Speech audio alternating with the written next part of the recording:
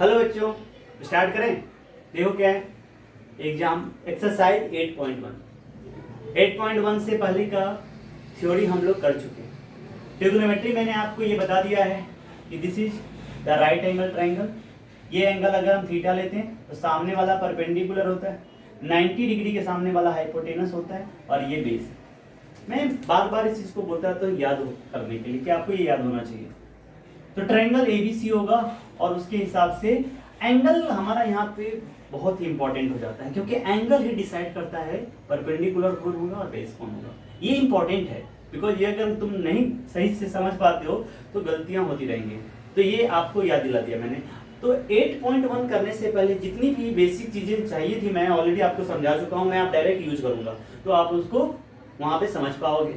तो अगर कोई भी डाउट हो तो पिछला वीडियो देखना पड़ेगा या आके समझना पड़ेगा मेरे। जहां भी दिक्कत हो देख लेना। नाउ चलो स्टार्ट करते हैं। Exercise 8.1 question number 1।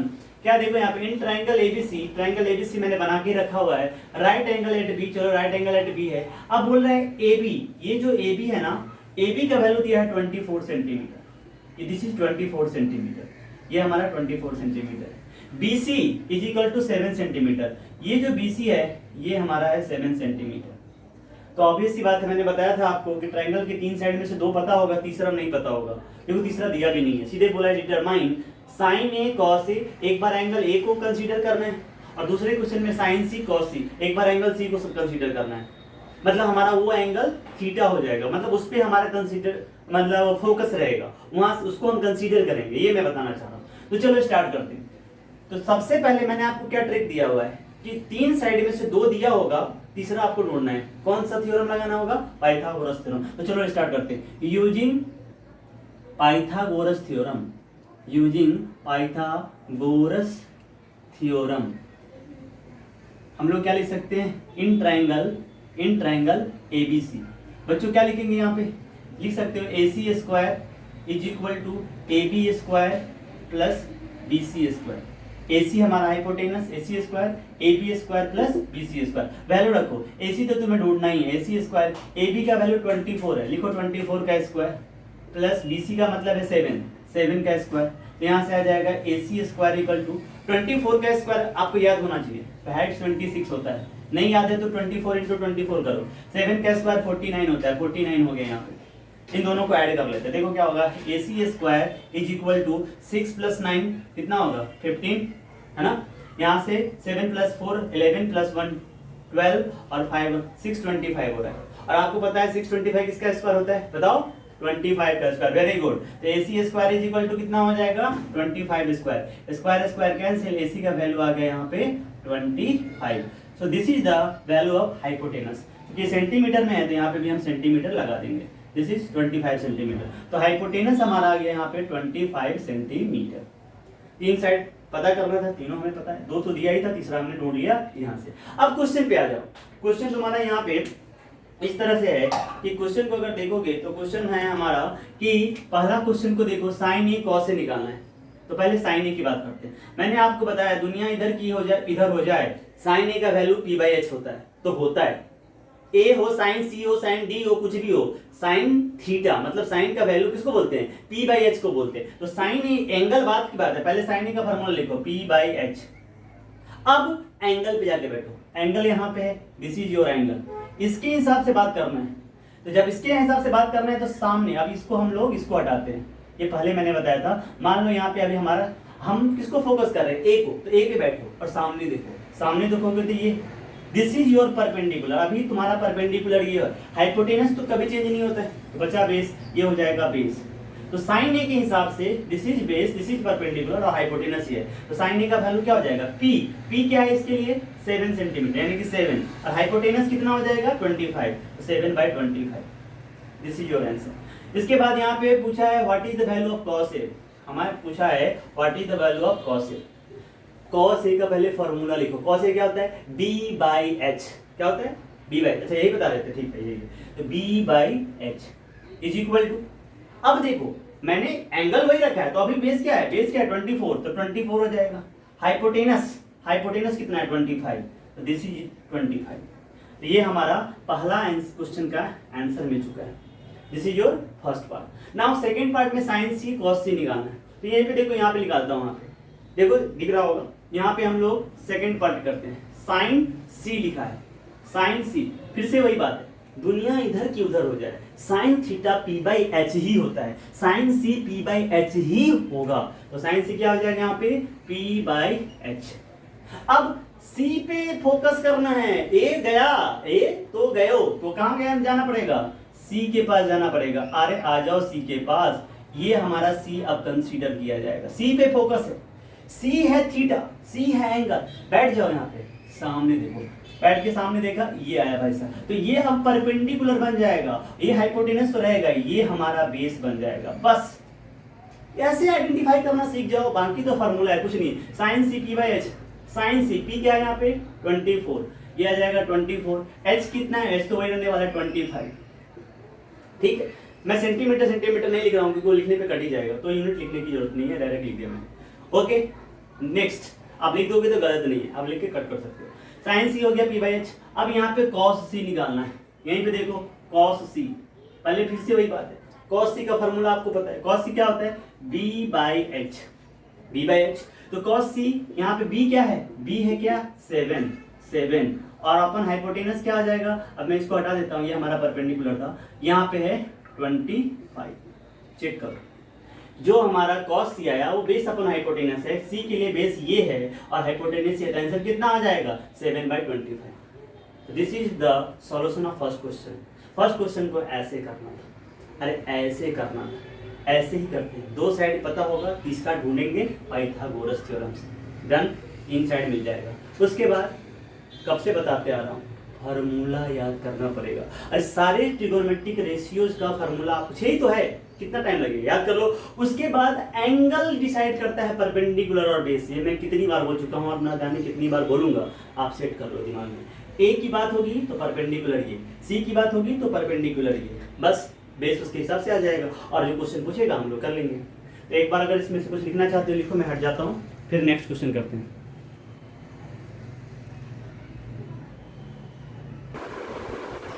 चलो देखो ये क्वेश्चन नंबर 2, क्वेश्चन नंबर 2 आपने स्क्रीन पे लिखा हुआ है, इन दिस गिवन फिगर, ये फिगर आपको दिया हुआ है, find tan p minus cot r। आपको क्या पूछा है, tan p, मतलब इस एंगल को ध्यान में रख के tan p निकालना है और इस एंगल को ध्यान में रख के cot r निकालना है। सबसे पहले क्या इस ट्रायंगल का तीनों साइड पता है क्या, नहीं, पहले मैंने बताया बिना सोचे समझे तीनों साइड देखो, तो चलो नहीं, तीसरा नहीं पता, तीसरा ढूंढना पड़ेगा, क्या लगाना पड़ेगा, पाइथागोरस थ्योरम। डायरेक्ट लिखाते हैं, यूजिंग सॉल्यूशन मैं यहाँ लिखता हूँ, using Pythagoras theorem, Pythagoras theorem है ना, in triangle P Q R. क्या लिखोगे बताओ, क्या लिखोगे, सामने में 90 के हाइपोटेनस होता है, तो लिखो P R square equal to P Q square plus Q R square. Done, हर बार ये निकालना है आपको। इसके बाद वैल्यू जो जो पता है लिखो, यहाँ से पी आर का वैल्यू देखते हैं 13 दिया, लिखो 13 square is equal to P Q का वैल्यू कितना है 12 स्क्वायर प्लस क्यू आर का वैल्यू कितना है, नहीं पता है सर, क्यू आर तो निकालना है, निकालेंगे ना क्यू आर को, क्योंकि क्यू आर निकालते हैं। 13 का स्क्वायर 169 इक्वल टू 12 का square 144 plus Q R square. Okay, इसके बाद यहाँ 169 minus 144 is equal to Q R square. यहाँ से 9 में स्कोर जाएगा 5, 6 में स्कोर जाएगा 2, 25 आ गया, क्योंकि 1 1 माइनस 1 0, क्यू आर स्क्वायर आपको पता है ये 5 का स्क्वायर होगा is equal to Q R square हो जाएगा, स्क्वायर स्क्वायर कैंसिल, देयरफॉर यहाँ से हम लोग लिख सकते हैं Q R equal to 5। This is the value of Q R. Centimetre है तो सेंटीमीटर में लिख देंगे, इसमें कौन सी बड़ी बात है, दिस इज 5 सेंटीमीटर। तीसरा साइड भी मिल गया, डन, तीनों साइड मिल गया, कंफर्टेबल हो गए हैं हम लोग। अब हम क्या करेंगे, tan p और cot r निकाल लेंगे और फिर वैल्यू उसमें रख देंगे। तो हमें पहले tan p चाहिए, हम लोग निकालेंगे tan p। मैंने बताया दुनिया इधर की इधर हो जाए, tan p का वैल्यू आपको पता होना चाहिए। क्या होगा, क्या होगा, क्या होगा, अरे perpendicular upon base, very good, perpendicular upon base. p हो r हो c हो कुछ फर्क नहीं पड़ता। tan थीटा क्या होगा, tan theta p by d हो गया ना, tan p equal to p by d। अब p पे जाके बैठो, p पे बैठ गया, सामने में होगा परपेंडिकुलर, सामने में होगा परपेंडिकुलर, तो ये होगा बेस, मैं लिखता नहीं हूँ, आपको समझना है। This is perpendicular, this is base and this is hypotenuse, इस एंगल के हिसाब से। तो ये हो जाएगा यहाँ say that is equal to 5/12, ये जाएगा 5/12, मतलब tan किया चुका है 5/12। नेक्स्ट है cot r, cot r लिखते हैं हम लोग, cot r इक्वल टू, फिर से वही बात है, cot थीटा क्या होगा, tan थीटा का उल्टा, p बाई b का उल्टा क्या होगा, b बाई p, लिखो यहाँ पे b बाई p। अब r की बात हो रही है, r की बात, किसकी बात हो रही है, r की बात हो रही है, r के पास जाएंगे, बैठ जाओ, r के पास बैठ जाएंगे। तो अब ये पिक्चर में नहीं है, अब r के सामने वाला जो होगा ना, सामने वाला, r के सामने वाला, ये है परपेंडिकुलर, ये बनेगा बेस।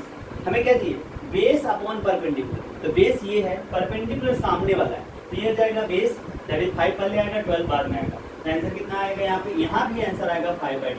देखो ये tan p का वैल्यू 5/12 है, ये cot r का वैल्यू 5/12, तो डरना मत कि ये सेम वैल्यू क्यों आ रहा है, एंगल सेम थोड़ी ना है।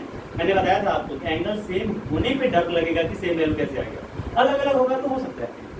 तो अब आपको tan p भी मिल गया, cot r, लेकिन therefore tan p minus cot r is equal to, tan p का वैल्यू वहां से रख दो 5/12 माइनस cot r का वैल्यू वापस से रख दो 5/12।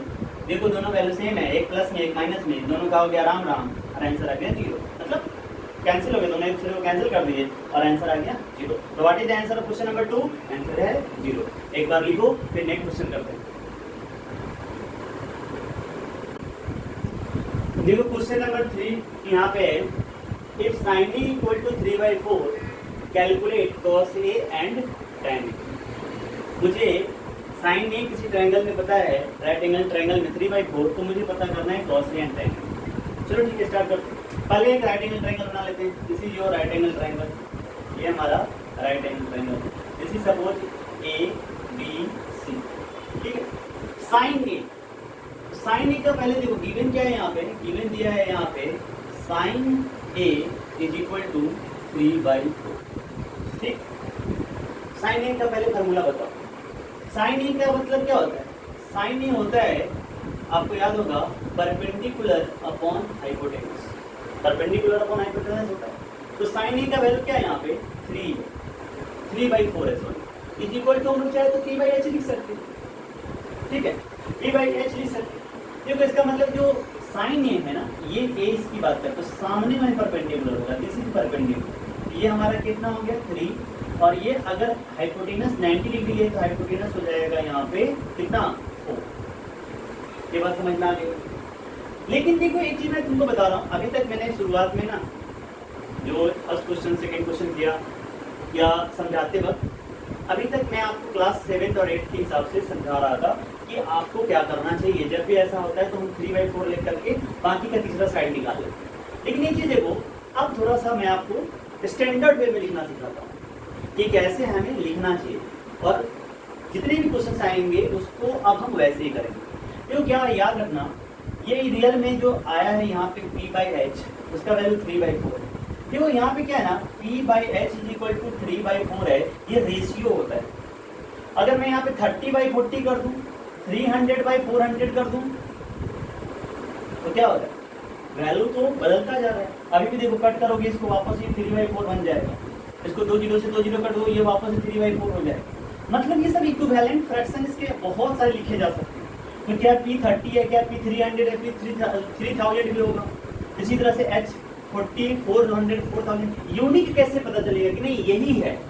तो आप याद रखना आज के बाद कि किसी भी रेशियो में जब हम लोग परपेंडिकुलर हाइपोटेनस या बेस लिखेंगे यहाँ पे, तो उसके साथ एक वेरिएबल लगा देंगे। मेरा कहने का मतलब है कि यहाँ जो परपेंडिकुलर है वो 3x है, हाइपोटेनस यहाँ पे 4x है। क्यों?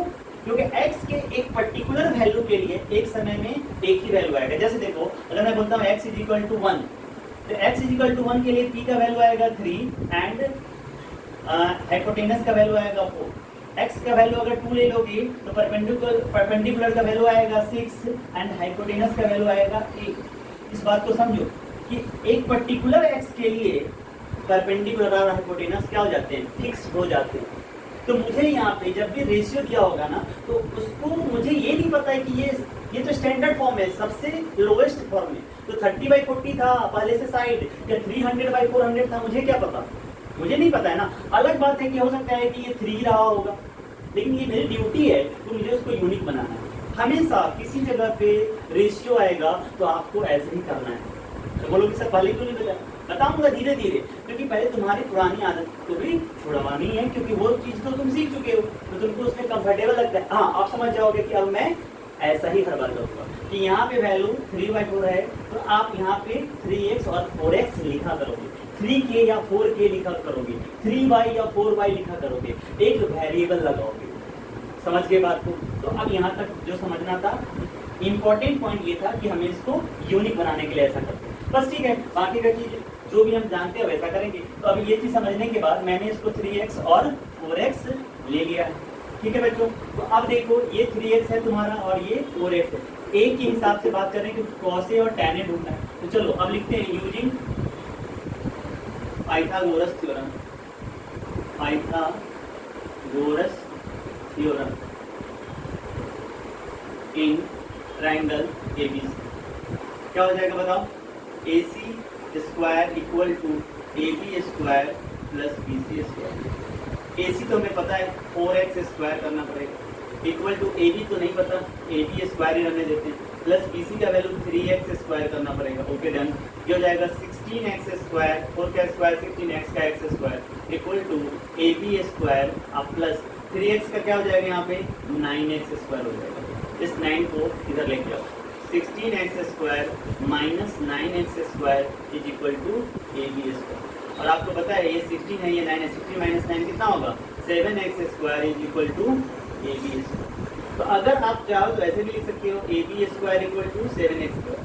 बहुत सारे बच्चे इधर वेरिएबल को कंफर्टेबल महसूस करते हैं। तो AB का वैल्यू क्या होगा? देखो इधर से स्क्वायर हटेगा, अब तुम इधर स्क्वायर स्क्वायर कट मत कर देना, क्योंकि यहाँ पे 7 पे स्क्वायर नहीं, तो इधर से स्क्वायर हटेगा तो इधर आएगा रूट अंडर 7x स्क्वायर। मैं प्लस माइनस भी लिख सकता हूँ, बट ये साइड है, साइड हमेशा पॉजिटिव होता है, इसलिए रूट। याद रखना, अगर ये भूल गए होगे एक्स स्क्वायर इक्वल टू 4 होता था तो x is equal to root under 4 लिखते हैं तो वैल्यू 2 आता है।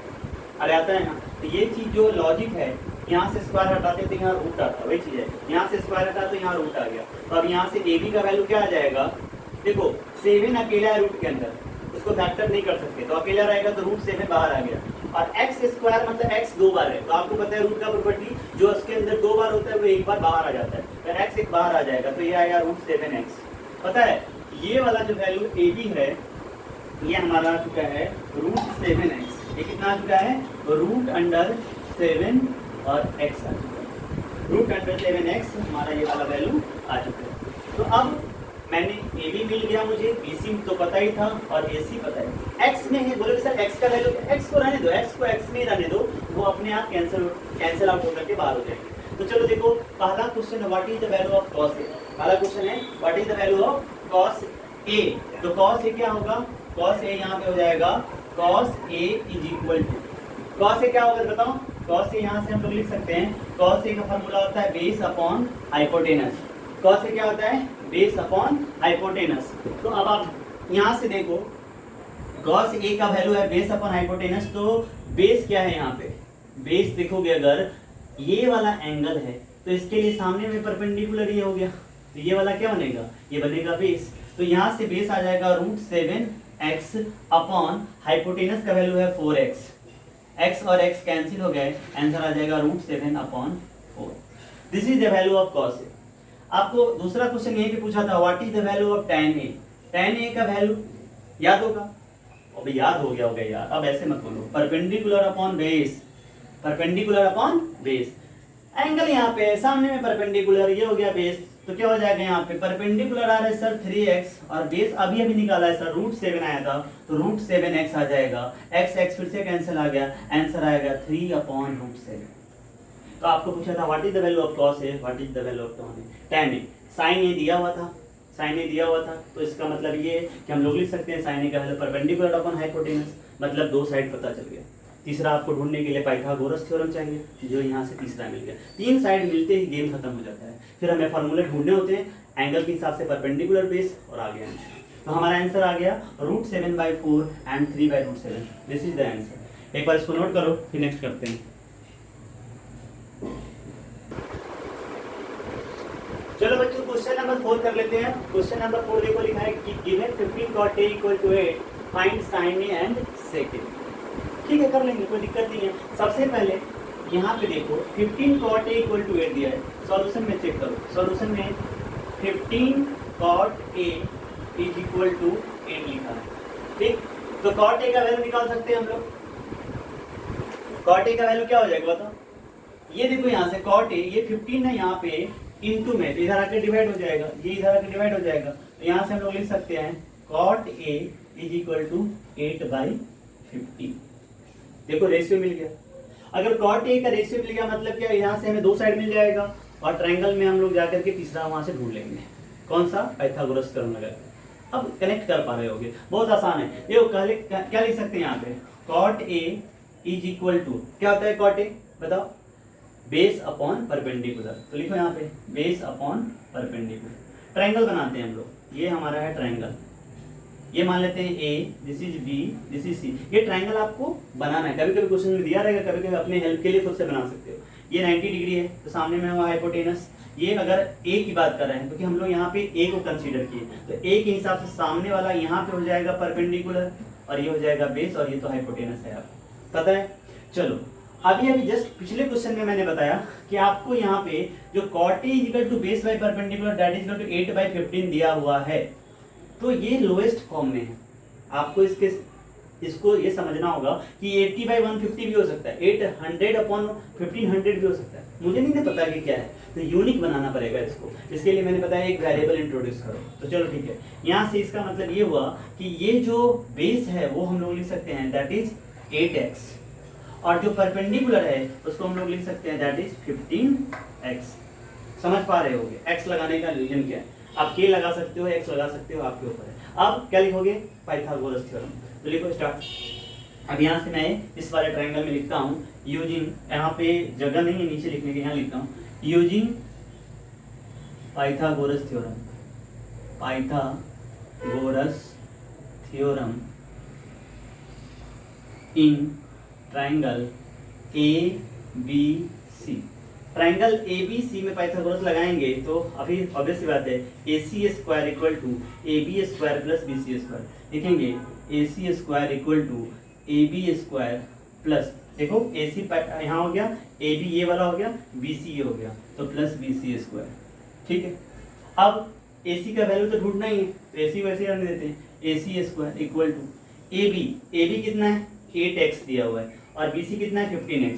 तो यहाँ से लिखो 8x स्क्वायर अब प्लस 15x का होल स्क्वायर, क्योंकि दोनों का स्क्वायर लिखेंगे, नहीं तो कभी कभी आप भूल जाओगे कि 8 का भी स्क्वायर करना था। ठीक है, तो अब यहाँ से आ जाएगा AC square is equal to 8 का स्क्वायर था 64 और x का x स्क्वायर प्लस 15 का होता है 225 और x स्क्वायर।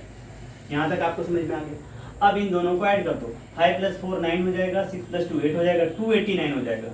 तो AC स्क्वायर हो जाएगा यहाँ पे 289x स्क्वायर।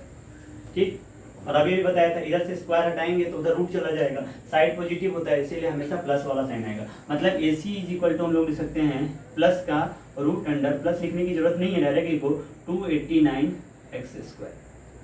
अब देखो रूट के अंदर 289 है, तो स्क्वायर रूट ऑफ 289 सबको पता होना चाहिए, कितना होता है? तो बताएगा यस 17, राइट। तो AC का वैल्यू आ जाएगा यहाँ से 17 और x स्क्वायर का क्या होगा? x। तो AC तुमको मिल चुका है 17x।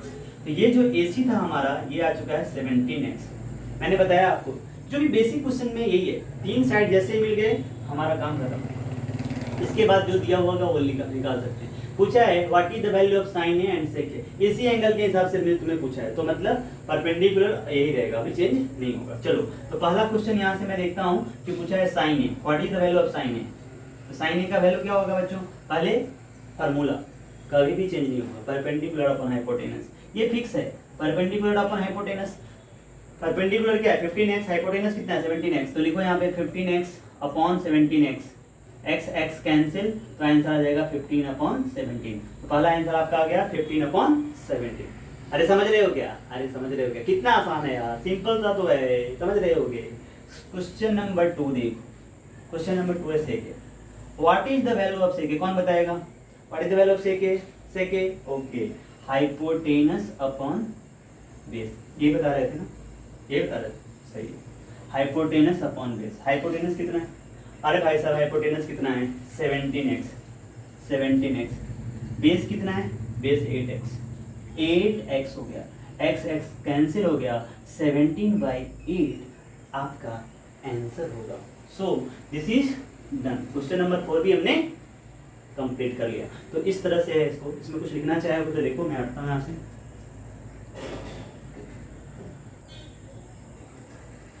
चलो बच्चों क्वेश्चन नंबर 5 करते हैं। क्वेश्चन नंबर 5 में देखो क्या लिखा है, given sec theta is equal to 13/12 calculate all other trigonometric ratios. मतलब आप समझ ही चुके होंगे आपके पास कितने ट्रिगोनोमेट्रिक रेशियो होते हैं, 6। Okay done. 6 में से एक दिया है, sec थीटा दिया हुआ है, तो sin theta, cos theta, tan theta, cot theta और cosec थीटा, ये 5 जो बचे हुए हैं अदर ट्रिगोनोमेट्रिक रेशियोज वो आपको निकालने हैं। समझ गए, बहुत आसान है। क्या करोगे, सेक थीटा दिया है, ठीक है, सेक थीटा के हिसाब से हम लोग एक ट्रायंगल बनाते हैं, वहां से दो साइड यहाँ से मिल जाएगा और फिर उसके बाद हम तीसरा ढूंढ लेंगे, किससे, पाइथागोरस थ्योरम से। तीसरा जैसे ही मिलेगा बाकी जितने भी ट्रिगोनोमेट्रिक रेशियोज हैं लिखेंगे उनका फार्मूला और हमारा आंसर आता चलेगा। ये आप पहले खुद से करो, डाउट होगा तो यहाँ देखना। देखो यहाँ पे पहले एक ट्रायंगल बनाते हैं, this is the triangle, triangle ABC। ये मान लो हम लोग इस एंगल के हिसाब से थीटा रखते हैं यहाँ पे। देखो यहाँ पे पहले तक C था, tan A था, tan C था, लेकिन अब पहली बार सेक थीटा है। तो आपको मैंने बताया है पहले भी कि जिस एंगल को फोकस कर रहे होगे उसको थीटा रख सकते हो। थीटा इसको भी रख सकते थे बट मैंने इसको फिक्स कर दिया। अगर ये थीटा फिक्स हो गया तो ये हो गया परपेंडिकुलर, ये हो गया बेस, ये हो गया हाइपोटेनस। तो गिवन क्या है यहाँ पे, गिवन दिया हुआ है sec theta is equal to 13/12 और हम लोग जानते हैं सेक थीटा का वैल्यू क्या होता है, सेक थीटा होता है, क्या होता है बताओ, हाइपोटेनस अपॉन बेस। बिल्कुल सही, hypotenuse upon base is equal to कितना हो जाएगा 13/12। इसके हिसाब से सेक थीटा क्या हो जाएगा, हाइपोटेनस अपॉन बेस, मतलब हाइपोटेनस का वैल्यू 13x ले लेते हैं और बेस का वैल्यू 12x ले लेते हैं। मैंने आपको बताया है कि इसको यूनिक करने के लिए ऐसा करते हैं। तो अब आपके पास हाइपोटेनस आ चुका है, हाइपोटेनस आ चुका है 13x और बेस आ चुका है 12x। आप इसको साइड लेकर के भी ले सकते हो, AC upon BC like that, वो आपके ऊपर है। मैंने वेरिएबल शुरू में ही परपेंडिकुलर हाइपोटेनस और बेस लिख लिया है तो उसके हिसाब से कर रहा हूँ। आप इसको AC BC AB करके भी लिख सकते हो, it's up to you, it's up to you. चलो यहाँ पे देखो अब क्या करोगे, कोई बताएगा, हाँ यूजिंग पाइथागोरस थ्योरम, बिल्कुल सही, अब तुम लोग समझ चुके हो, यूजिंग पाइथागोरस थ्योरम। फील करो क्लास को तो मजा आएगा। समझो कि तुम क्लास में बैठे हो और फिर पेपर पेन लेके बैठो और शुरू हो जाओ और बस खत्म। Using Pythagoras theorem in triangle ABC। प्यारे बच्चों क्या लिख पाएंगे यहाँ पे, यहाँ लिखेंगे AC² equal to AB² plus BC²। AC का पता है क्या, हाँ पता है ना, 13 है, 13x² हो जाएगा इक्वल टू AB²। AB कितना है यहाँ पे नहीं पता है भाई साहब, this is AB² plus BC पता है क्या, हाँ पता है 12x का whole square, this is 169x²। 13 का 169 हो गया, x का x² हो गया, स्क्वायर कर रहे हैं, आपको याद होना चाहिए। AB² रहने दो यहाँ पे, प्लस 12 का स्क्वायर 144 हो जाएगा और x का हो जाएगा x²। अब इसको इधर लेके आ जाओ तो क्या हो जाएगा 169x² minus 144x² is equal to AB²। और चेक करो 169 में से 144 माइनस करोगे, 9 में से 4 जाएगा 5, 16 में से 14 जाएगा 2, 25x² is equal to AB²। और यहाँ से बिल्कुल आसान हो गया, आप ऐसे भी चाहे तो लिख सकते हो AB² is equal to 25x², क्योंकि बहुत सारे लोगों को इधर से करने में हेल्प होता है। तो AB इज इक्वल टू हो जाएगा यहाँ पे रूट अंडर 25x²। 25 का स्क्वायर रूट कितना 5 और x² का x, वेरी गुड। AB का वैल्यू यहाँ से क्या आ जाएगा, AB इज इक्वल टू आ चुका है 5x, AB is equal to 5x। तो हमारा जो AB बचा हुआ था ये आ चुका है 5x। क्या तीनों साइड मिल गया, अरे क्या तीनों साइड मिल गया, बिल्कुल मिल गया। ये दोनों तो पता ही था, तीसरा ढूंढ लिया, किससे ढूंढा, पाइथागोरस थ्योरम से। हर बार यही लगाना यार, हर बार ये लगाना, बोर हो जाओगे, अरे नहीं होगे, क्वेश्चन थोड़ा अलग अलग भी तो पूछेगा ना। तो देखो यहाँ से पाइथागोरस थ्योरम से तो एक काम होता है, आगे देखना धीरे धीरे, इतना भी बोरिंग नहीं रहेगा कि हर जगह यही करना है, मजा आने लगेगा। और फॉर्मूले तो आने दो, बहुत सारे पूछा है ट्रिग्नोमेट्री में पढ़ना। तो यहाँ से ये वाला वैल्यू मिलने के बाद तीनों साइड मिल चुका है हमें और बोला है कैलकुलेट अदर ट्रिग्नोमेट्रिक रेशियोज। तो पांचों का फार्मूला लिखेंगे और पांचों ढूंढ लेंगे। तो स्टार्ट करते हैं पहला साइन थीटा से। तो बताओ साइन थीटा क्या होगा सर? साइन थीटा हो जाएगा p/h। p कितना है यहाँ पे? p है 5x। h कितना है यहाँ पे? 13x। x कैंसिल, आंसर कितना हो गया? 5/13। Next second cos theta. cos theta क्या हो जाएगा यहाँ पे? b/h। b कितना है यहाँ पे? 12x। हाइपोटेनस कितना है? 13x। x कैंसिल, आंसर कितना हो गया? 12/13। देखते रहो कितना फास्ट हो रहा है। थर्ड वाला देखो tan थीटा। tan थीटा कितना होता है सर? p/b होता है सर, बिल्कुल सही। p कितना है यहाँ पे? 5x। b कितना है? 12x। लिखो 5x/12x। x कैंसिल, आंसर कितना हो गया? 5/12। अरे 3 यहाँ पे मिल गया, 3 और कहाँ लिखेंगे? अब यही लिख देते हैं। चौथा क्या है? cot theta. आपको यहीं से चाहे तो लिख सकते हो 12/5। cot थीटा tan थीटा का उल्टा होता है, बट फार्मूला लिख के लिखो, ज्यादा आसान रहेगा। Base upon perpendicular. बेस कितना है? 12x। परपेंडिकुलर कितना है बताओ? 5x। बिल्कुल सही। अरे कितना सही बोल रहे हो। 12/5, वेरी गुड। देखो ये 5/12 आए थे, 12/5 हो गया। बस सेक थीटा तो पता ही है। एक और बचा क्या? Cosec theta. जल्दी से यहाँ लिख लेते हैं इसको। Cosec theta. कॉसेक थीटा क्या हो जाएगा सर? हाइपोटेनस अपॉन परपेंडिकुलर है। क्या बात है, बिल्कुल सही बता रहे हो। हाइपोटेनस कितना है? 13x है सर, लिख दिया मैंने। परपेंडिकुलर कितना है? परपेंडिकुलर 5x है, उसको भी लिख दिया। x कैंसिल हो जाएगा, आंसर कितना आ जाएगा? 13/5। और इसी के साथ आपके पांचों ट्रिग्नोमेट्रिक रेशियो आ चुके हैं, क्योंकि एक तो दिया ही था, बाकी हम लोगों ने यहाँ ढूंढ लिया। तो इसको नोट करो, फिर नेक्स्ट हम करते हैं, ठीक है।